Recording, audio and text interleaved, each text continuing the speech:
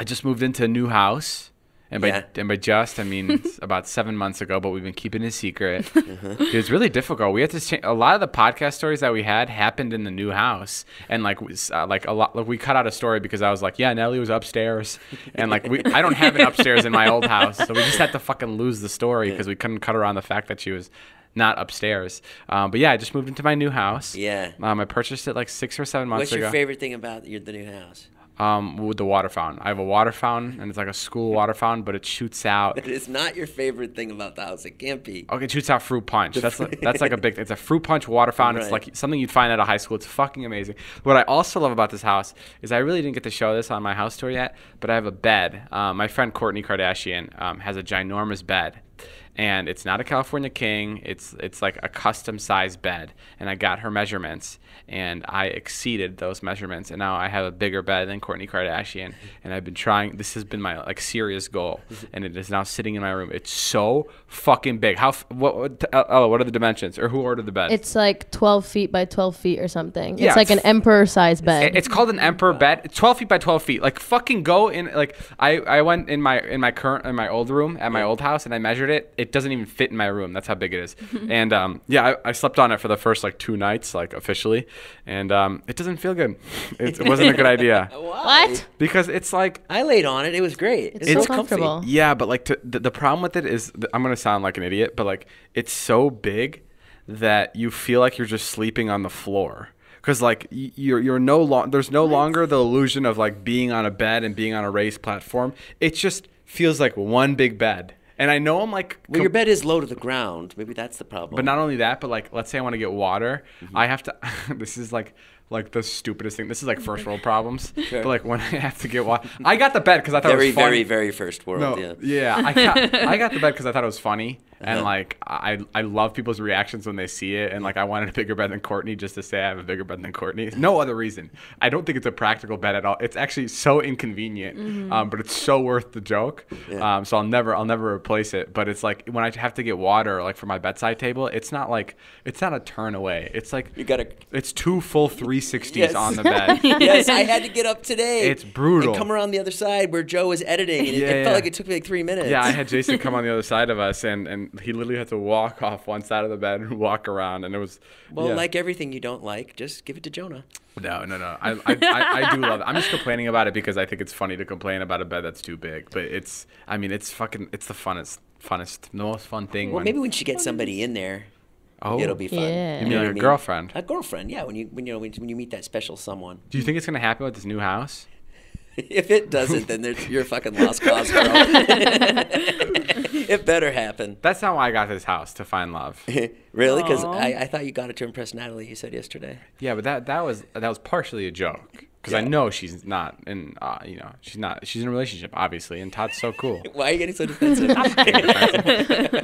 Todd's just the coolest guy. I'd never want to do anything, Natalie. Would you want to go out with me? Who's your favorite person to see in the house? Like, I have my favorite person that I saw here. Who'd you see? I saw Jack, our manager here. Yeah. It makes me fucking laugh. I love seeing Jack. Yeah, because usually you're harried and, like, completely stressed out. Yeah. And not enjoying how nice the house is. And Jack just rolls in. He's like, "My man, want to play pool?" He's like, "Jason, we're moving up in the world." Yeah, bro. Jack's so fucking lucky. We're lucky to be able to do what we do, but our manager is so much more luckier that he found us.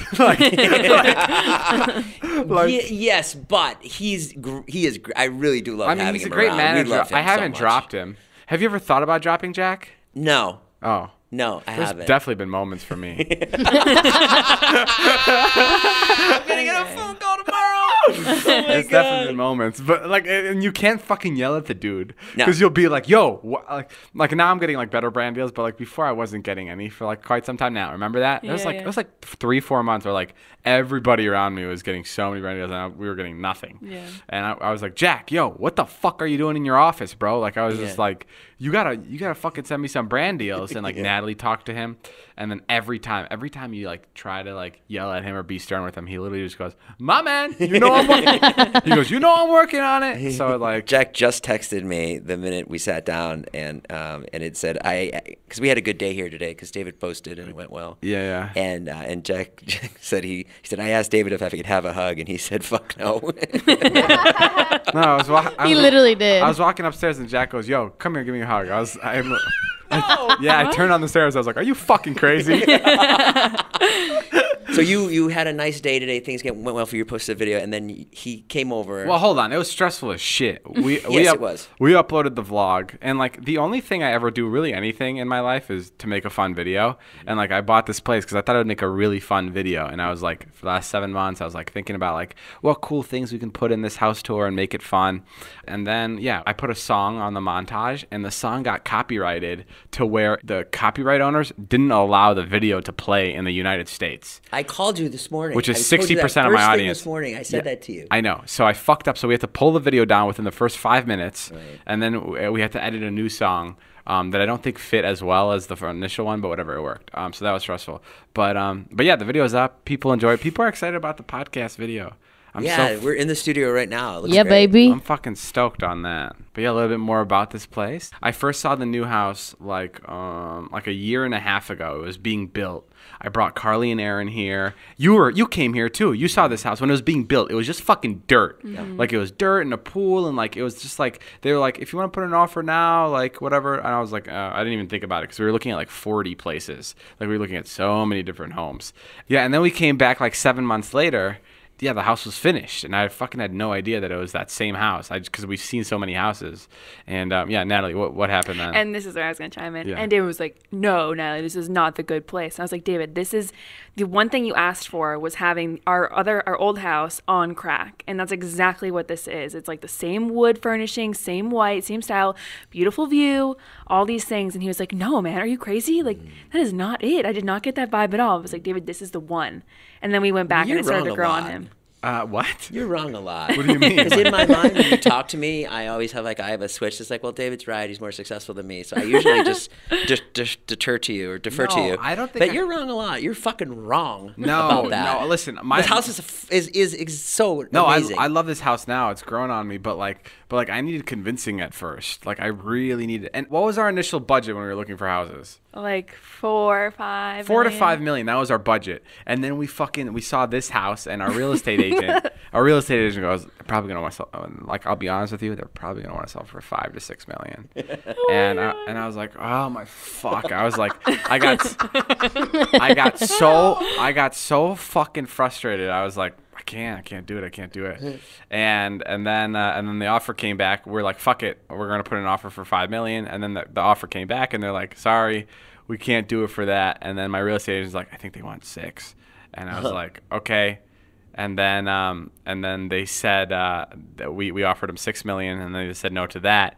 And then we offered them $7 million, and they said no to that. And then like a week later, we saw this house listed for $12 million on Zillow. It was listed for $12 million, and I was just fucking freaking out. I was like, fuck, that's my fuck. I was so invested in this house now. Like I spent like a month and a half like obsessing over this. And I was like, fuck, someone's gonna take it. It's $12 million.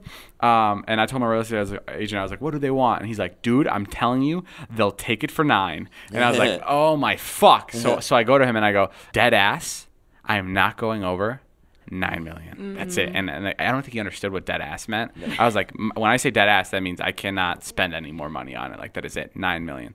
And he comes back and he's like, dude, they really want 12, but he told me if you sign right now, he'll sell for 9.5.